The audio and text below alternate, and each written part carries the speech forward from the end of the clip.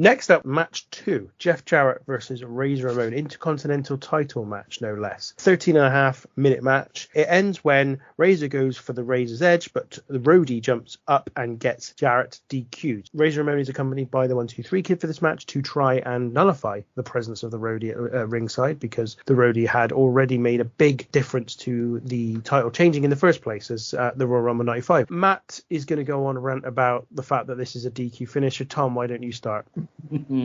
So, first of all, there's an interview with the 1-2-3 Kid and Razor Ramon before the match that happens, but the sound's completely inaudible as well. Again. It's very, very weird. I got to give a shout out, not MVP of the night, but a close one, for the amount of raz that the Fink adds on Razor Ramon. He goes into overdrive. He was notorious for doing it, but he really goes into it. There's obviously a bit of a feud going into this, so I like the fact that Razor Ramon bolts to the ring and starts attacking it. But I did think that he didn't look as smooth, Razor, in this match. I didn't think he looked up to his usual standard of what we've seen of him as Razor Ramon. I thought he looked a bit sloppy, he looked a bit gassed, he didn't look in great shape. The match in itself, actually, I thought was all right. It goes through momentum changes due to the outside interference. I must admit, the 1-2-3 Kid is an incredibly striking gi or kimono or whatever it is that he's wearing. It's absolutely hideous. But the actual match in itself was all right. There's a long figure 4 in it. Razor does a great job at selling the leg, because he goes for the Razor's Edge and goes to hit it, like you said, Tinky, but his knee buckles out because he's had the figure 4 on him. But it's not a bad match, actually. I thought this one, I thought it was okay. I thought the roadie played their part. I'm not overly happy about the finish, and I'm sure Matt will go into that in greater detail. Do we have to do this again? We don't. No, you don't. You can just blow past it. It's fine.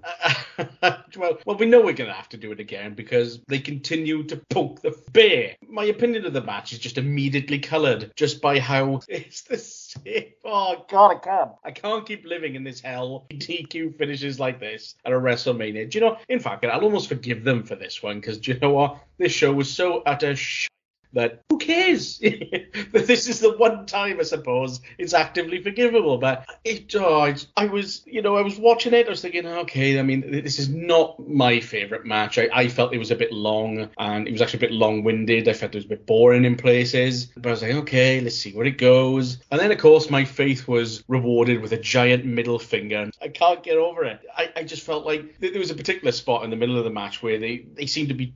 Jeff was going for a sleeper. Razor would get out of it, he'd get it again, get out of it, and he got it again. And it just felt like it went on forever. So for me, this match is memorable for two things: the sleeper spot that would never die, and the stupid finish, which I never need to see ever again. Gigantic thumbs down. You may never need to see it again, Matt. I'm sure you will at some point, even if it's not on one of the WrestleManias we've got coming up. I'm sure you will see something. They may as well just do like a tag match instead. You know, it felt like it wanted to get to the point where all four guys get in there, and it's like, well, just do a tag instead. But there you go. I mean, I think they probably would have done that in your house. I think 1-2-3 Kid was still injured, and therefore Razor fought them both in a handicap match. The thing for me about this is that it's not as good as their Royal Rumble 95 match. The Royal Rumble 95 match is much better than this. But also, watching this time, I was like, I don't really think that these two mesh very well. They don't, and it doesn't work for me. Razor being the babyface against the much smaller Jeff Jarrett just does not work for me at all. It doesn't look for a second like Jeff Jarrett's got a chance. And you should already feel that because the babyface should be portrayed as being better anyway, and the heel needing to cheat in order to stay on the same level as that person. But then to couple that with the fact that it looks like he would just get beaten the hell out of by this guy, it just doesn't work for me at all.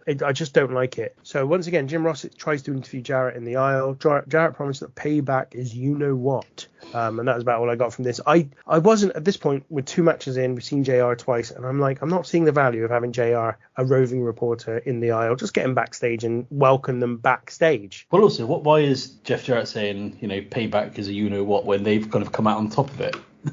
They're not promising payback because they've just beaten up the baby faces. Bit weird.